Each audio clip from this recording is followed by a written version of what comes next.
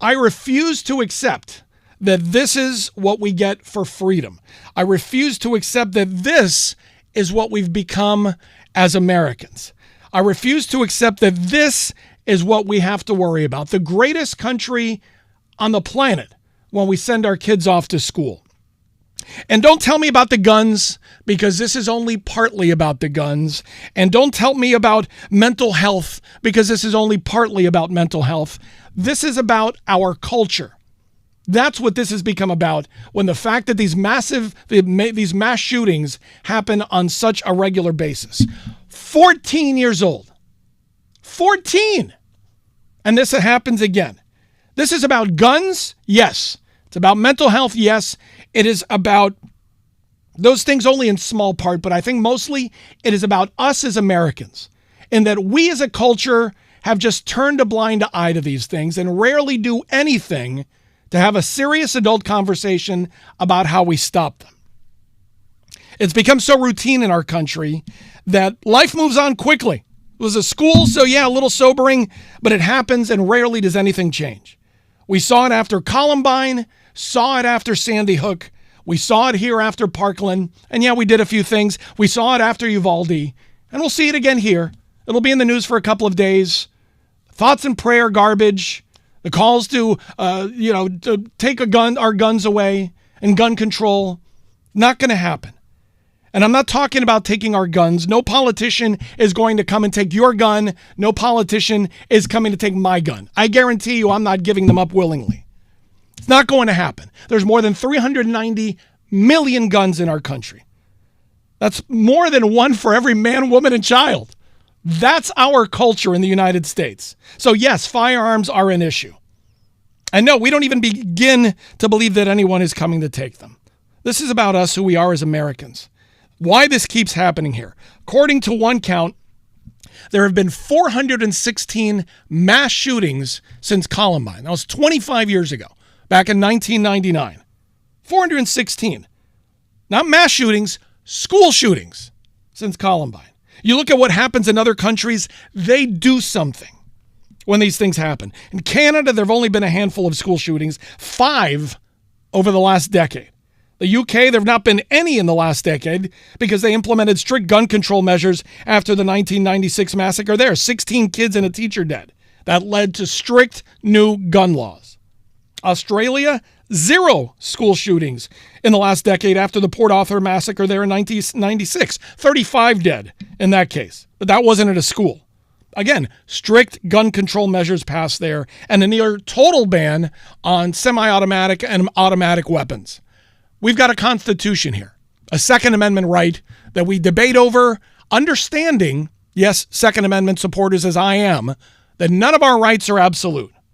So you can easily draw the correlation between guns and gun violence, but there's more to it than that. Because a lot of countries have hunting embedded in our culture, and a lot of homes have hunting weapons available to them. Canada, Europe, all of Europe, as a matter of fact, Australia. Hunting rifles are normal in many homes. But you don't see that lead to the kind of violence that we have here in this country on a daily basis, much less shootings in our schools. Now, here it is. The gun is embedded in our culture. Don't get me wrong. I've got firearms. And I try to go out as often as I can to the range and keep in practice. I've actually started carrying my firearm over the last couple of years, a lot more than I used to.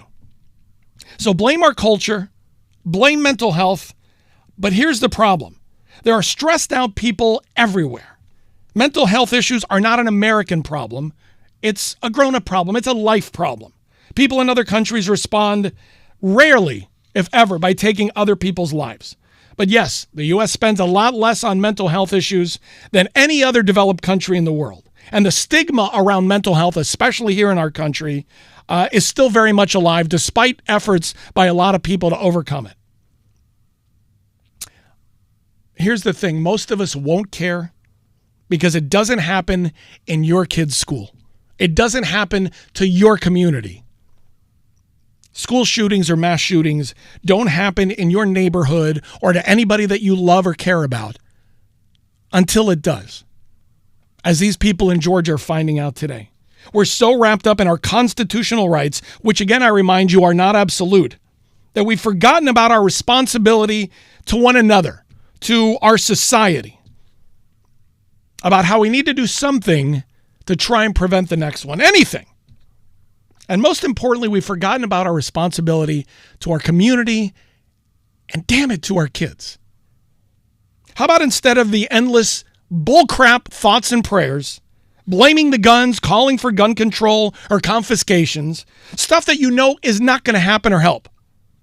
It's all meaningless and exhausting and accomplishes nothing. How about we do something to try and prevent the next one? How about we all agree on this?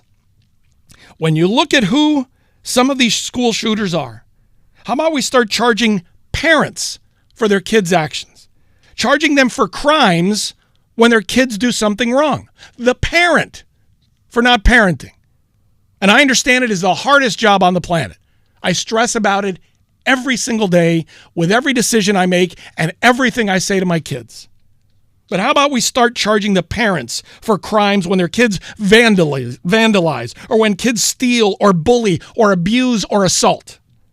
Start charging the parents with crimes for the biggest crime of all, having a child and not parenting. Might not fix the problem, but at the very least, it might prevent the next 14-year-old from having access to a weapon and going out and killing your kid or mine. Having access to a gun, being a gun owner, requires responsibility. And damn it, if you start charging those parents for their kids' actions with their firearms, with their weapons, I bet you will see the next one stopped. Thankfully. 14 years old.